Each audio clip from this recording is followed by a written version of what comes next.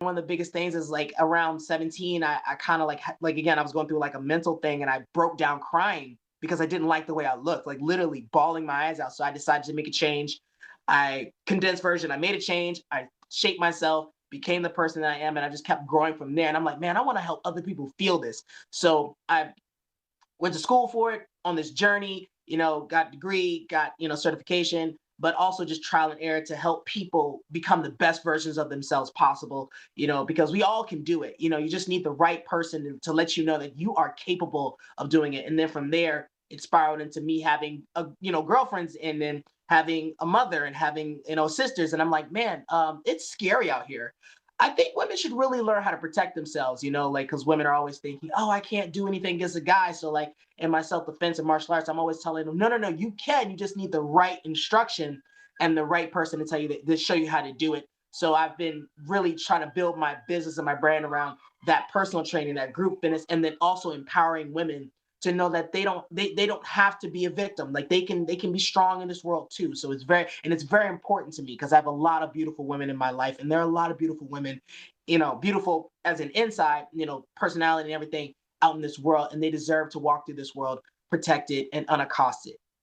That's awesome, man. I see some of the stuff on your social media, and you really do help people transform their lives much as you have transformed yours.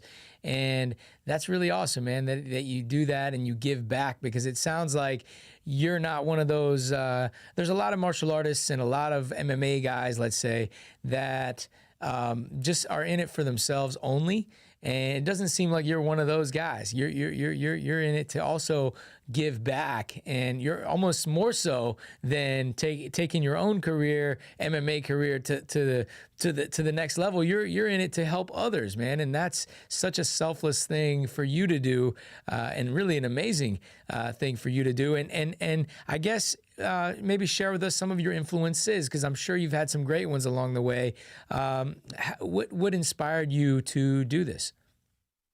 So it's a couple things, both nonfiction and fictional, and I know it sounds crazy, but the very first the very first one is my father. My father passed away about 6 years ago, and he never got to see me fight in the cage, unfortunately.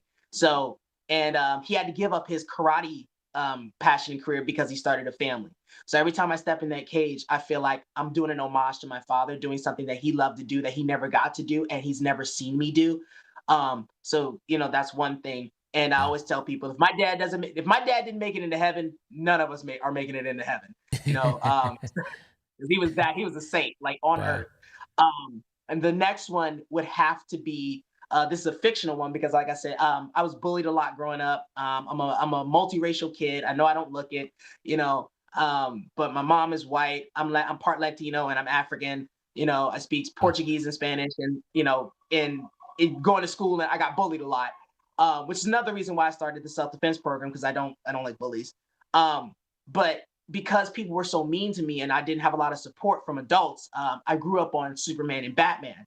I always tell people I could have gone completely the other way in terms of like being a villain, but Superman and Batman showed me that no matter what happens, you want to do the right thing, you want to be a good person. I know it sounds really, really childish, but it is what it is.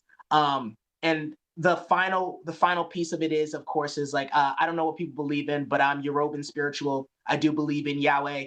Some people call him God, some people call him Elohim, some people call him Allah.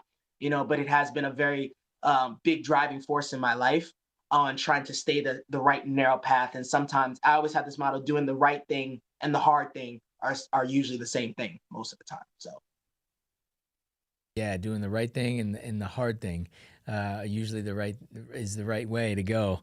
I like that, and man, yeah, it sounds like you got a lot going on, and you give back a lot, and that's amazing, man.